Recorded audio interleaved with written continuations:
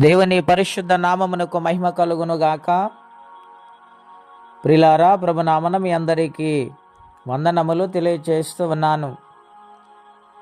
దేవుని వాక్యమును ధ్యానిందాము. మత్తయి సువార్త 1వ అధ్యాయము 22వ వచనం. ఇదిగో కన్యక గర్భవతి కుమారుని కనును, ఆయనకు ఇమ్మానుయేలని పేరు పెట్టుదురు అని ప్రభు తన ప్రవక్త ద్వారా పలికిన మాట నెరవేరినట్లు ఇదంతయు జరిగెను. ఇమ్మానుయేలు పేరునకు భాషాంతరము దేవుడు మనకు తోడని అర్థం. ప్రియ స్నేహితులారా, ఉదయకాల సమయంలో పరిశుద్ధాత్మ దేవుడు మనతో మాట్లాడుచున్నారు. ప్రవచన నెరవేర్పు కలిగిన మాట దేవుడు ముందుగానే ప్రవక్త ద్వారా పలికించారేమని?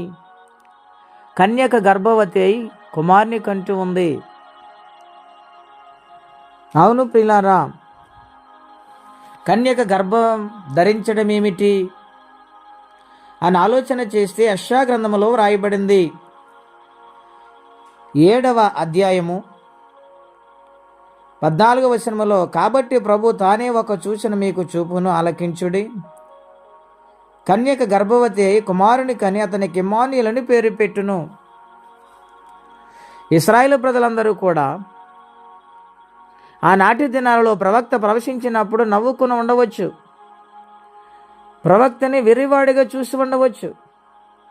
కానీ ప్రవచన నెరవేర్పు ఎంత గొప్పదో చూడండి.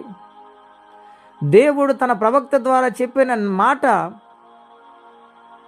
ఖచ్చితంగా జరిగింది.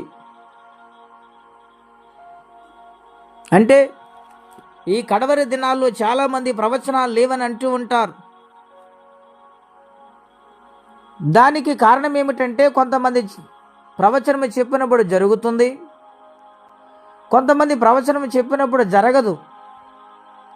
దానిని బట్టి వారు అనుకుంటూ ఉంటారు, ఈ ప్రవచనాలు కొంతమంది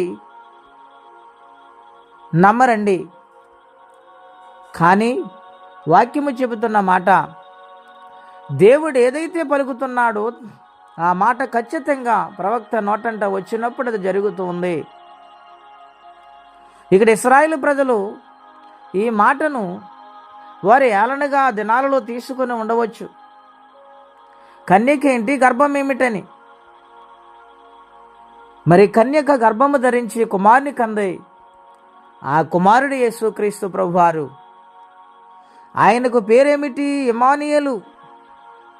ఇమ్మానుయేలు అంటే అర్థం దేవుడు మనకు తోడుగా ఉన్నాడని. ఈ లోకములో అందరూ విడిచిపెట్టవచ్చు, నమ్మిన వారి సహితం మోసం చేయవచ్చు.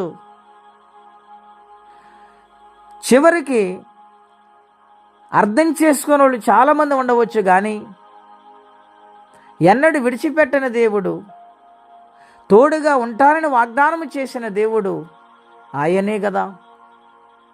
నాటి కాలంలో ఇశ్రాయేలు ప్రజలకు తోడై ఉండి నడిపించిన దేవుడు, వాగ్దానమును నెరవేర్చిన దేవుడు ఆయన.